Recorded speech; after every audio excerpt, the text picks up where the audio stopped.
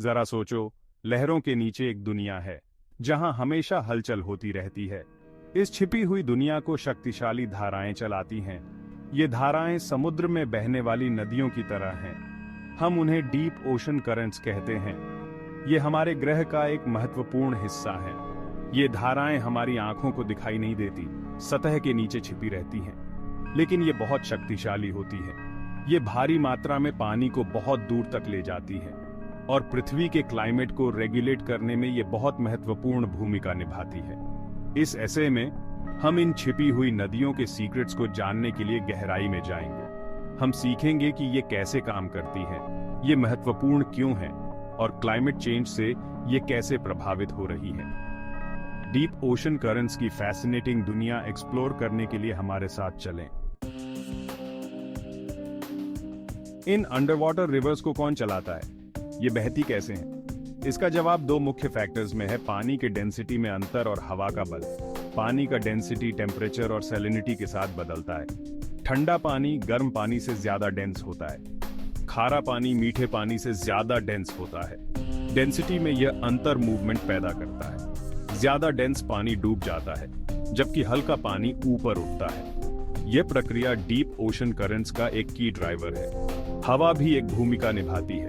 समुद्र की सतह पर बहने वाली तेज हवाएं पानी को नीचे की ओर धकेल सकती है। पानी का यह डाउनवर्ड मूवमेंट डेंसिटी में अंतर के साथ मिलकर डीप ओशन करंट्स को गति प्रदान करता है। ये धाराएं शक्तिशाली होती हैं, लेकिन धीमी होती है।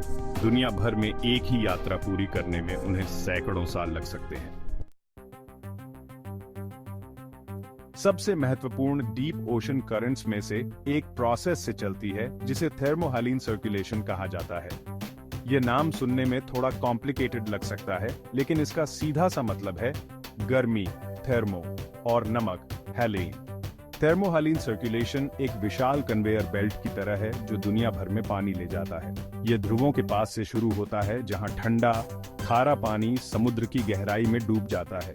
ये पानी डेंस होता है क्योंकि यह ठंडा होता है और क्योंकि बर्फ बनने से नमक पीछे छूट जाता है, जिससे बचा हुआ पानी ज्यादा खारा हो जाता है। यह डेंस पानी फिर भूमध्य रेखा की ओर बहता है, अपने साथ ऑक्सीजन और न्यूट्रिएंट्स लेकर। जैसे जैसे यह यात्रा करता है, यह धीरे धीरे गर्म होता है और ऊपर उठता है। अंततः दुनिया के अन्य हिस्सों में सतह पर वापस आ जाता है। डूबते और उठते पानी का यह कंटिन्यूअस साइकिल ही ग्लोबल थर्मोहालीन सर्कुलेशन को चलाता है। आपस में जुड़े हुए डीप ओशन करंट्स के इस ग्लोबल सिस्टम को अक्सर ग्रेट ओशन कन्वेयर बेल्ट कहा जाता है। यह पृथ्वी के क्लाइमेट को रेगुलेट करने में महत्वपूर्ण भूमिका निभाता है। यह कैसे करता है? कल्पना कीजिए कि कन्वेयर बेल्ट उष्णकटिबंधीय से ध्रुवों की ओर गर्मी ले जा रहा है। यह हीट ट्रांसफर दुनिया भर में तापमान को मॉडरेट करने में मदद करता है। ओशन कन्वेयर बेल्ट के बिना ध्रुव बहुत ज्यादा ठंडे होंगे और उष्णकटिबंधीय बहुत ज्यादा गर्म होंगे। कन्वेयर बेल्ट पोषक तत्वों को भी गहराई से सतह तक ले जाता है। ये पोषक तत्व समुद्री जीवन के लिए जरूरी हैं। न्यूट्रिएंट रिच पानी का अपवेलिंग प्लवक के विकास को सपोर्ट करता है, जो ओशन फूड वेब का आधार बनता है। Section 5, life in the slow lane. Deep ocean, जिसे कभी बंजर वेस्टलैंड माना जाता था, अब लाइफ से भरा हुआ माना जाता है। ये जीव अंधेरे, ठंडे तापमान और हाई प्रेशर की दुनिया में जीवित रहने के लिए अडेप्ट हो गए हैं। इस यूनिक इकोसिस्टम में डीप ओशन करंट्स एक महत्वपूर्ण भूमिका निभाते हैं। वे सतह से गहराई तक ऑक्सीजन और न्यूट्रिएंट्स ले जाते हैं। इस एक्सट्रीम एनवायरनमेंट में जीवन को सपोर्ट करते हैं। कुछ जीव जैसे जेलीफिश और स्क्विड धाराओं के साथ बहते हैं, समुद्र के धीमे स्थिर प्रवाह का हिस्सा बन जाते हैं। अन्य जैसे केकड़े और सी स्टार समुद्र तल पर रहते हैं और भोजन के लिए धाराओं पर निर्भर रहते हैं। Section 6, a delicate balance currents and climate. Deep ocean currents और क्लाइमेट के बीच का रिश्ता कॉम्प्लेक्स और इंटरकनेक्टेड है। धाराएं गर्मी का परिवहन करके, तापमान को रेगुलेट करके और वेदर पैटर्न्स को प्रभावित करके क्लाइमेट को प्रभावित करती हैं। उदाहरण के लिए गल्फ स्ट्रीम उत्तरी अटलांटिक में एक गर्म धारा पश्चिमी यूरोप में हल्का तापमान लाती है। गल्फ स्ट्रीम के बिना पश्चिमी यूरोप में कनाडा के समान बहुत ठंडा क्लाइमेट होगा। हालांकि यह डेलिकेट बैलेंस खतरे में है। क्लाइमेट चेंज समुद्र के तापमान और सैलिनिटी को बदल रहा है, जो ओशन करंट्स को डिसरप्ट कर सकता है। क्लाइमेट चेंज आज हमारे महासागरों के सामने सबसे बड़े खतरों में से एक है। जैसे जैसे हमारा ग्रह गर्म हो रहा है, महासागर भारी मात्रा में गर्मी सोख रहे हैं। यह अधिक गर्मी समुद्र के तापमान और सैलिनिटी में बदलाव ला रही है, जो डीप ओशन करंट्स के डेलिकेट बैलेंस को बिगाड़ सकता है। सबसे बड़ी चिंताओं में से एक थर्मोहैलीन सर्कुलेशन के धीमा होने या बंद होने की संभावना है। जैसे जैसे ग्लेशियर्स और आइस शीट्स पिघलते हैं, वे समुद्र में मीठा पानी छोड़ते हैं। मीठे पानी की यह आमद सतह के पानी की सैलिनिटी और डेंसिटी को कम कर सकती है, जिससे उनका डूबना और सर्कुलेशन को चलाना मुश्किल हो जाता है। यदि थर्मोहैलीन सर्कुलेशन धीमा हो जाता है या बंद हो जाता है, तो इसका ग्लोबल क्लाइमेट पर सिग्निफिकेंट इम्पैक्ट पड़ेगा। इससे ज्यादा एक्सट्रीम वेदर इवेंट्स हो सकते हैं, वर्षा के पैटर्न्स में बदलाव हो सकते हैं और मरीन इकोसिस्टम्स बाधित हो सकते हैं। Section 8 troubled waters disrupting the flow. Deep ocean currents पर क्लाइमेट चेंज के प्रभाव दुनिया भर में पहले से ही महसूस किए जा रहे हैं। वैज्ञानिकों ने अटलांटिक मेरिडियनल ओवरटर्निंग सर्कुलेशन या AMOC में मंदी देखी है, जो अटलांटिक महासागर में थर्मोहैलाइन सर्कुलेशन का एक महत्वपूर्ण हिस्सा है।